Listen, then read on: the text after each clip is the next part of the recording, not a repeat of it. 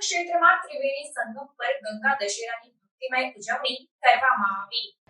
પ્રભાસ ક્ષેત્રમાં જ્યાં હિરણ, કપિલા અને સરસ્વતી નદીઓનું સમુદ્ર સાથે સંગમ થાય છે, જ્યાં ભગવાન શ્રી કૃષ્ણએ પોતાના બાંધવોની મુક્તિ માટે તર્પણ કર્યું હતું, શાસ્ત્રોક્ત રીતે પરમ પવિત્ર ત્રિવેણી સંગમ પર ગંગા દશેરાની ભક્તિમય ઉજવણી કરવામાં આવી હતી।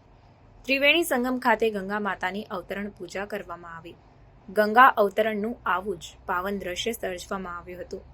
10 કન્યાઓ દ્વારા પવિત્ર ગંગા જળથી શિવજીની પ્રતિમાનો અવિરત અભિષેક કરાયો હતો। ગંગા માતાના અવતરણની પ્રાર્થના ગણવામાં આવતા ગંગા લહેરી સ્ત્રોતના પઠન સાથે બાલિકાઓએ શિવજીનો અભિષેક કર્યો હતો।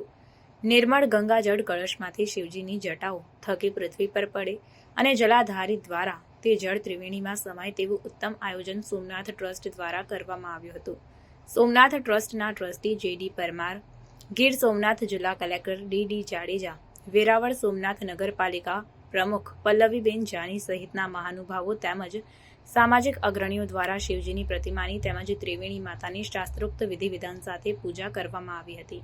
તેની સાથે સ્થાનિક તીર્થ પુરોહિત, શ્રી સોમપુરા બ્રહ્મ સમાજ, શ્રી સોમનાથ ટ્રસ્ટ પરિવાર તેમજ મોટી સંખ્યામાં સ્થાનિકો જોડાયા હતા।